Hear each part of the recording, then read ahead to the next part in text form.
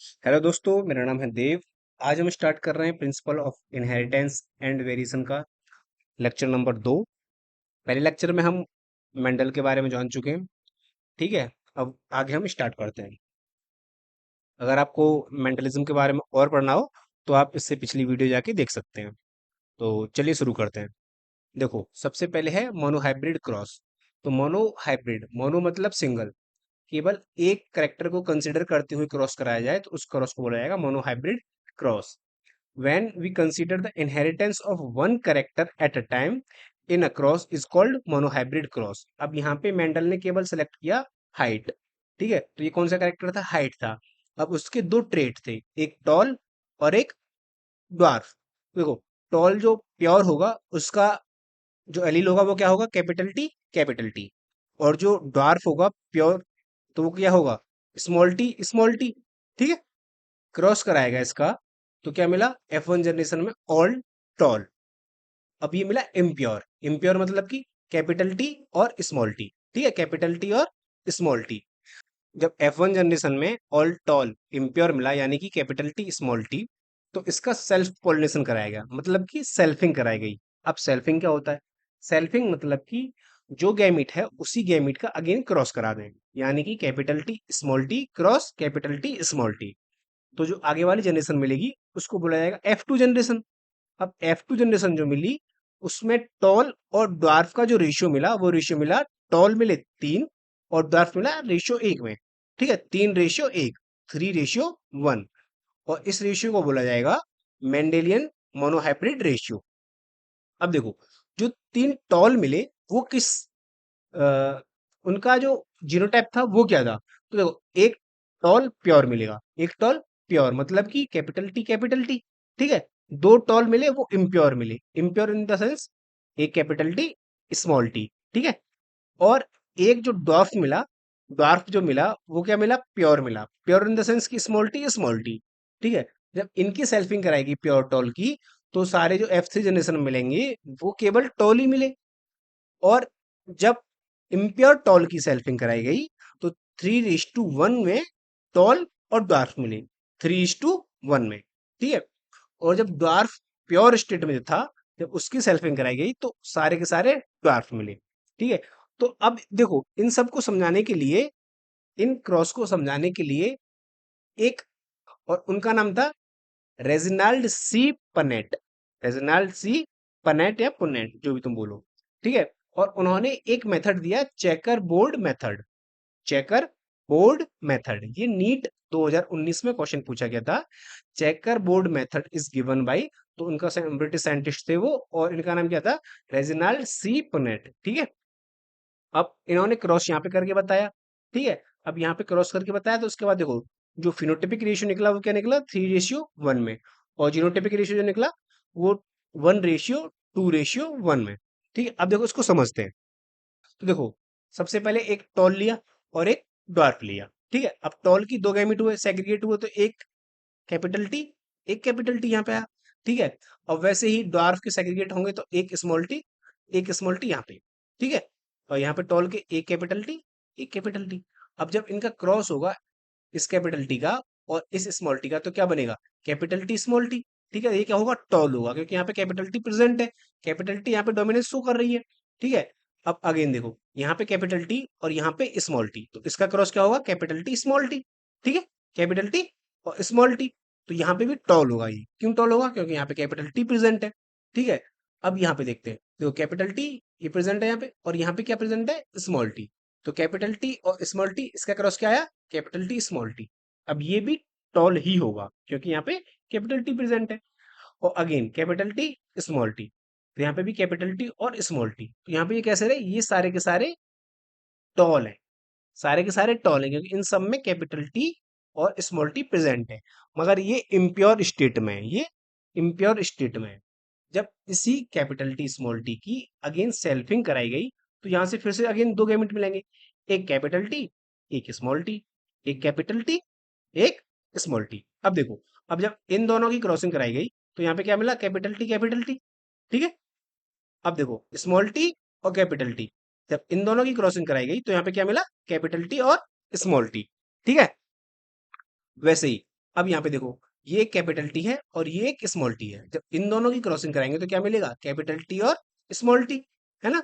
और ये देखो, capital T capital T capital T, इन सब में डोमिनेंस शो कर रही है तो ये सब टॉल होंगे।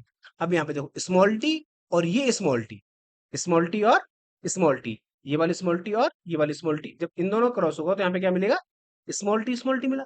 ठीक है, स्मॉल टी स्मॉल टी। अब ये कैसा होगा? डार्क होगा, क्योंकि यहाँ पे कैपिटल टी प्रेजेंट नहीं है, जो कि हाइट में डोमिनेंस शो कर रही थी। अब ये कैसा होगा? डार्क होगा। तो देखो, ध्यान से देखो, जो टॉल प्लांट है वो कितने हैं? एक, दो, तीन। मगर जो प्योर टॉल प्लांट है वो कितना है? केवल एक ही है, प्योर टॉल। तो 1 रेशियो हो गया ये। ठीक है, अब इम्प्योर स्टेट में टॉल कितने? एक और दो। तो 1:2 रेशियो डॉर्फ कितना है? एक है। 1:2:1। ठीक है, आगे देखते हैं। तो इन मोनोहाइब्रिड क्रॉस के बेसिस पे मेंडल ने कुछ कंक्लूजन्स दिए। अकॉर्डिंग टू मेंडल, जितने भी कैरेक्टर्स हैं उनको कुछ यूनिट्स कंट्रोल करती हैं, और उन यूनिट्स को क्या कहते हैं? फैक्टर्स कहते हैं। उन यूनिट को भी फैक्टर्स कहते हैं। बाद में यही फैक्टर एलील नाम से जाने गए। ठीक है, तो एलील को मेंडल ने क्या बोला था? फैक्टर बोला था। ठीक है, और फैक्टर्स जो होते हैं वो कैसे किस में मिलते हैं? पेयर्स में। फैक्टर अकर इन पेयर, याद रखेंगे। ठीक है, ये हो गया इसका फर्स्ट कंक्लूजन। अब सेकंड कंक्लूजन क्या था? कि जो फैक्टर्स पेयर में मिलते हैं वो दो होंगे, पेयर का मतलब दो है।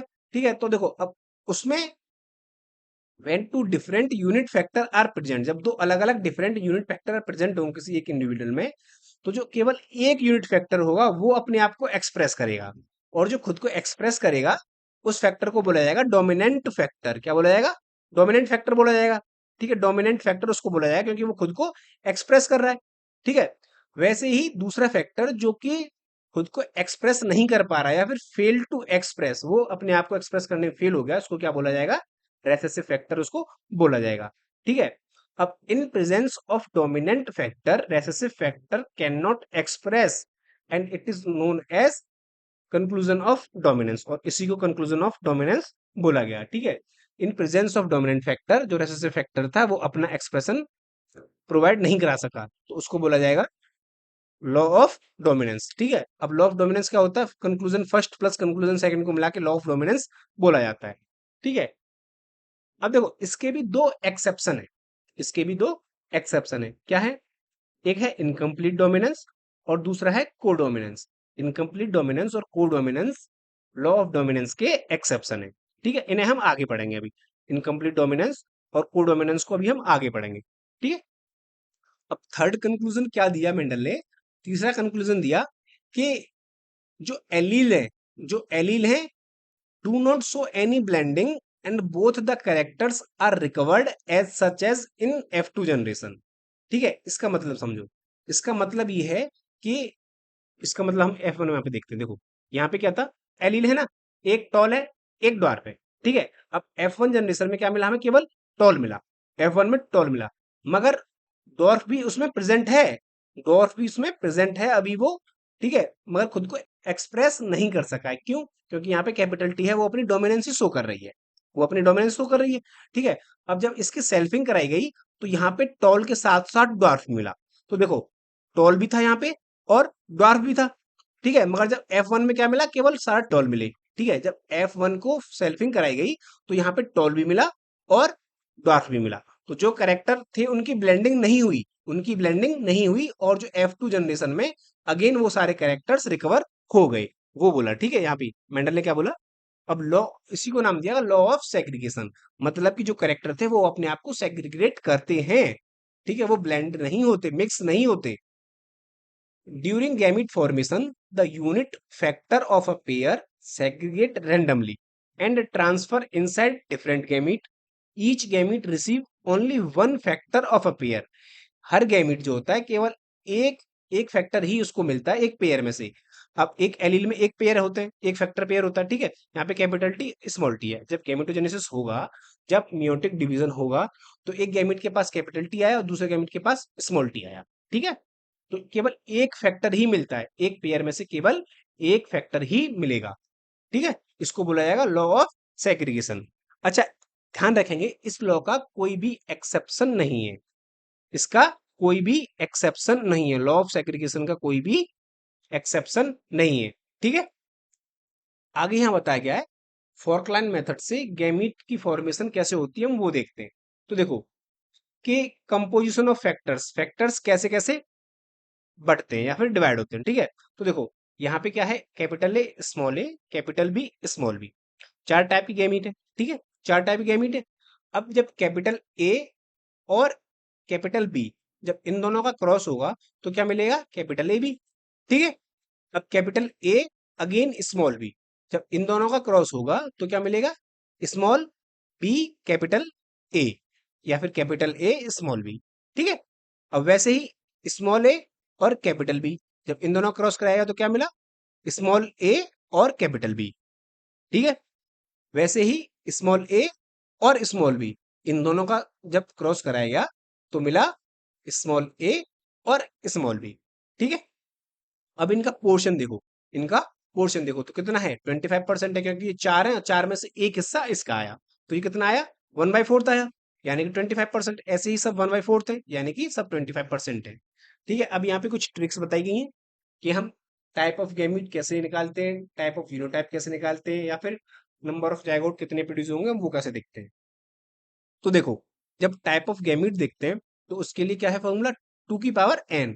अब यहाँ पे n क्या है, n है नंबर ऑफ हाइब्रिड कैरेक्टर, कितने कैरेक्टर हैं उतना ही n लिया जाएगा। अगर दो कैरेक्टर हैं तो दो, तीन कैरेक्टर हैं तो तीन, और एक कैरेक्टर है तो एक, ठीक है। अब टाइप ऑफ जीनोटाइप, जीनोटाइप कितने बनेंगे, 3 की पावर n, 3 की पावर n, ठीक है। और नंबर ऑफ जायगोट कितने बनेंगे, 4 की पावर n, ठीक है। अब हम आगे देखते हैं। तो देखो आगे यहाँ बताया गया है डाई हाइब्रिड क्रॉस के बारे में। अब मोनो हाइब्रिड क्रॉस में हमने एक कैरेक्टर पढ़ा था, डाई हाइब्रिड क्रॉस में हम कितने पढ़ेंगे, दो, डाई मतलब कि दो। जब दो कैरेक्टर्स के बारे में, दो कैरेक्टर का क्रॉस कराया जाए और जो इनहेरिटेंस के बाद जो जनरेशन मिले उसका अगेन एनालिसिस किया जाए, उसको बुलाएगा डाई हाइब्रिड क्रॉस, ठीक है। A cross in which there is the study of inheritance of two pair of contrasting traits. अब यहाँ पे टू पेयर्स बोला गया है और मैं दो कैरेक्टर बता रहा हूँ, तो इसका मतलब क्या हुआ, देखो अब जो मेंडल ने सेलेक्ट किया था वो क्या किया था, गार्डन पी सेलेक्ट किया था। अब इन्होंने दो कैरेक्टर से मान लो सिलेक्ट किए, जैसे कि सीड शेप एक कैरेक्टर हो गया और सीड कलर दूसरा कैरेक्टर हो गया। अब इसके हुए दो ट्रेड्स, सीड शेप राउंड भी हो सकती है और रिंकल्ड भी हो सकती है ना। और सीड कलर, येलो कलर का सीड भी हो सकता है और ग्रीन कलर का सीड भी हो सकता है। अब यहाँ पे कुछ इसके सामने जीन लिखी गई है। तो देखो जो राउंड कलर का सीड होगा उसमें आर, कैपिटल आर है, तो यानी कि डोमिनेंस शो करेगी। रिंकल्ड में स्मॉल आर है, ये रेसेसिव करेक्टर है, ये अपने आप एक्सप्रेस नहीं करेगा, केवल तभी एक्सप्रेस करेगा जब ये होमोजाइगस कंडीशन में हो, जब ये होमोजाइगस कंडीशन में होगा तभी रेसेसिवली ये अपने आप को एक्सप्रेस करेगा, ठीक है। अब सीड कलर है येलो, तो येलो कैपिटल वाई से दिखाया गया यहाँ पे और ये डोमिनेंट करेक्टर है। वैसे ही ग्रीन को दिखाया गया स्मॉल वाई से और ये रेसेसिव करेक्टर है, ठीक है। तो मेंडल ने क्या किया कि येलो और राउंड सीड को ग्रीन विद रिंकल्ड सीड से क्रॉस कराया, ठीक है। तो उनको जो मिला वो क्या मिला, yellow round, yellow wrinkled, green round और ग्रीन रिंकल्ड, ये मिले। अब ये चार टाइप के प्लांट मिले उन्हें और इनका रेशियो जो मिला वो 9:3:3:1 में मिला। कितने मिला, 9:3:3:1, और इसी को बोला गया डायहाइब्रिड रेशियो, ठीक है। अब हम इसको आगे देखते हैं। यहाँ पे राउंड और येलो है तो कैपिटल आर और कैपिटल वाई, तो इससे जो गैमीट बनेगा वो क्या बनेगा, यहाँ से केवल एक आएगा आर और यहाँ से केवल एक आएगा वाई, आर वाई, ठीक है। ये क्या बना, आर वाई। वैसे ही रिंकल से आया आर और ग्रीन से आया वाई, तो यहाँ पे क्या बना, स्मॉल आर स्मॉल वाई, ठीक है। अब जो सीड बनाने का क्रॉस होके वो क्या बना, येलो और राउंड। F1 जनरेशन में क्या मिला, येलो और राउंड, ये क्या है, आर कैपिटल वाई और स्मॉल वाई, ठीक है। अब इस F1 जनरेशन की यहाँ पे सेल्फिंग कराई गई, इस F1 जनरेशन की यहाँ पे सेल्फिंग कराई गई, तो यहाँ से चार टाइप की गैमीट बने, capital R Y, small R capital Y, और कैपिटल आर स्मॉल वाई, और स्मॉल आर स्मॉल वाई, ठीक है। सेम वैसे ही टाइप के चार यहाँ बनेंगे, है ना, सेम टू सेम वही गैमीट्स यहाँ पे बनेंगे। जब इनकी सेल्फिंग कराएंगे तो capital R capital Y, again capital Y, तो क्या बना यहाँ पे, कैपिटल आर और कैपिटल वाई, ठीक है ये दो। तो यहाँ पे क्या बना, राउंड येलो। अगेन यहाँ पे देखो, यहाँ पे जितने भी कैपिटल आर प्रेजेंट है यानी कि वो सब कैसे बनेंगे, राउंडेड बनेंगे। कैपिटल आर जितने भी प्रेजेंट है यहाँ पे वो सब राउंड बनेंगे। और कैपिटल वाई जितनों में है वो सब येलो बनेंगे। कैपिटल वाई जितनों में प्रेजेंट है वो सब येलो बनेंगे। तो देखो हम राउंड और येलो देखते हैं पहले कितने थे। तो एक, दो, तीन, चार, पाँच, छ, सात, आठ, नौ। नौ जो बने वो क्या बने, कैपिटल आर और कैपिटल वाई उन सब में प्रेजेंट ही प्रेजेंट है, ये राउंड और येलो दिखेंगे। ठीक है, वैसे ही सेम कैपिटल आर और स्मॉल वाई, कैपिटल आर और स्मॉल वाई जब होमोजाइगस कंडीशन में होगी स्मॉल वाई, तब वो राउंड और ग्रीन होगा। अब ऐसे कितने प्लांट हैं, तीन, एक, दो, तीन। ठीक है, ये है तीन। वैसे ही स्मॉल आर और स्मॉल वाई जब होमोजाइगस कंडीशन में प्रेजेंट होंगे तो वो बनेगा ग्रीन और रिंकल्ड। वो कैसा बना, ग्रीन और रिंकल्ड बनेगा। ठीक है, अब स्मॉल आर और एक कैपिटल वाई अगर प्रेजेंट है तो वो कैसा बनेगा, येलो और रिंकल्ड बनेगा। जब एक कैपिटल वाई प्रेजेंट है तो वो येलो बनेगा। ठीक है, जैसे कि एक, दो, तीन। ठीक है, अब हम इसका एक बार रेशियो देख लेते हैं। तो इसका रेशियो क्या बना, 9:3:3:1 में। 9 कैसे बने, येलो और राउंडेड। 3 बने येलो और ग्रीन। 3 बने रिंकल्ड और येलो। और एक बना रिंकल्ड और ग्रीन। ठीक है, अब इनका हम फिनोटाइपिक रेशियो देख लेते हैं। तो वही है फिनोटाइपिक रेशियो, 9:3:3:1। और जीनोटाइपिक रेशियो क्या आया, जीनोटाइपिक रेशियो आया 1:2:2:4:1:2:1:2:1। यानी कि इसको शॉर्ट ट्रिक से याद करें तो 122, 412, 121। ठीक है, ऐसे भी याद तुम कर सकते हो।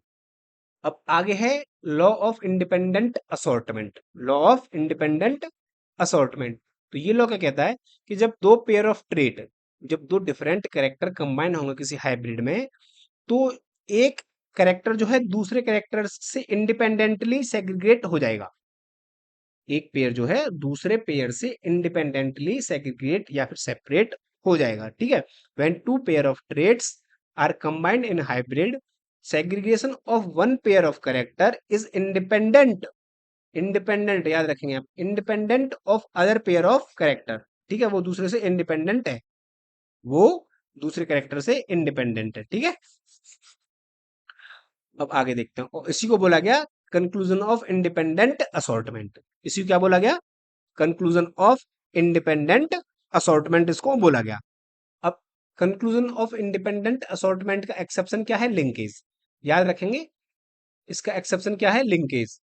आगे है इसमें ट्राई हाइब्रिड क्रॉस। ट्राई मतलब कि तीन, जब हम एक साथ तीन कैरेक्टर्स का क्रॉस कराते हैं और आगे उनका एनालिसिस करते हैं तो उसको बोला जाता है ट्राई हाइब्रिड क्रॉस। ठीक है, अब यहाँ पे 3 पेयर ऑफ कॉन्ट्रास्टिंग ट्रेड्स लिए गए। एक कैरेक्टर के पास दो पेयर, मतलब एक कैरेक्टर के पास दो ट्रेड्स होते हैं। ठीक है, तो इसका रेशियो निकल के आया 27:9:9:9, 3:3:3:1। ठीक है, और इसके जीनोटाइप कितने आए, 27। अब इसके आगे है बैक क्रॉस। तो देखो बैक क्रॉस होता क्या है, बेसिकली बैक क्रॉस उसको बोलते हैं जब F1 जनरेशन जो है, जो F1 जनरेशन है उसका क्रॉस करा दें किसी भी एक पेरेंट से, किसी भी एक पेरेंट से अगर उसका क्रॉस कराएंगे F1 जनरेशन का, तो वो कहलाएगा बैक क्रॉस। अब बैक क्रॉस होता है दो तरह का, एक होता है आउट क्रॉस और दूसरा होता है टेस्ट क्रॉस। ठीक है, अब देखो आउट क्रॉस क्या होता है, आउट क्रॉस उसको बोलते हैं जब F1 जनरेशन को, जब F1 जनरेशन को डोमिनेंट पेरेंट के साथ क्रॉस करा देंगे, जब F1 जनरेशन को डोमिनेंट पेरेंट के साथ क्रॉस कराएंगे तो जो हमको आगे वाली जनरेशन मिलेगी उसमें सारे के सारे जो डोमिनेंट कैरेक्टर है वही शो होंगे। तो इससे कोई भी एनालिसिस करना इजीली पॉसिबल नहीं है, तो ये हमारे कोई काम का है नहीं। अब हम आगे कराते हैं टेस्ट क्रॉस। देखो टेस्ट क्रॉस में क्या होता है, जो F1 जनरेशन है, जो F1 जनरेशन है उसको किससे क्रॉस कराते हैं, रेसेसिव पेरेंट से। आउट क्रॉस में डोमिनेंट पेरेंट से करा रहे थे और टेस्ट क्रॉस में रेसेसिव पेरेंट से कराते हैं। ठीक है, अब मोनो हाइब्रिड टेस्ट क्रॉस देखते हैं। मोनो मतलब एक कैरेक्टर के लिए, तो देखो F1 जनरेशन यहाँ पे और यहाँ पे रेसेसिव पेरेंट का उन्होंने क्रॉस कराया। अब यहाँ पे जो रेशियो मिला वो क्या मिला, 1:1 में मिला।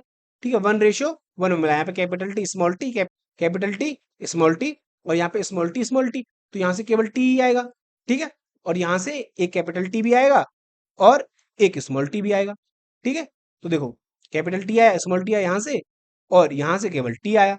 तो कैपिटल टी और स्मॉल टी, तो रेशियो क्या बना, 1:1 बना। वैसे ही है डायहाइब्रिड क्रॉस। डायहाइब्रिड क्रॉस में क्या होता है, दो कैरेक्टर्स का करते हैं, ठीक है। और यहाँ पे भी, यहाँ पे जो प्रोजननी हमें ऑब्टेंड होता है वो चार तरह के होते हैं, और उनका रेशियो देखें तो वो कितना होता है, 1:1:1 होता है, यानी, और इसका रेशियो आएगा 1:1:1:1, ठीक है। अब टेस्ट क्रॉस में ध्यान रखने वाली बात क्या है, ध्यान रखने वाली बात टेस्ट क्रॉस में ये है कि जो जीनोटाइप और फिनोटाइप रेशियो होता है वो सेम होता है। टेस्ट क्रॉस में जीनोटाइप और फिनोटाइप रेशियो सेम होता है, ठीक है। अब टेस्ट क्रॉस करते क्यों है, तो टेस्ट क्रॉस इसलिए किया जाता है to find out the genotype of dominant individual. Dominant जो इंडिविजुअल है उसका जीनोटाइप फाइंड करने के लिए टेस्ट क्रॉस किया जाता है, ठीक है। अब इसके बाद यहाँ पे डायग्राम दिया गया है, इसमें ज़्यादा कुछ खास है नहीं, ठीक है, इसको देख लेंगे। अब इसके बाद आता है रेसिप्रोकल क्रॉस। देखो रेसिप्रोकल क्रॉस क्या होता है कि दो एक्सपेरिमेंट कराते हैं, ठीक है, दो एक्सपेरिमेंट कराते हैं। अब एक एक्सपेरिमेंट में मान लो हमने ए को लिया फीमेल, ठीक है, और बी को क्या ले रहे हैं, मेल ले रहे हैं।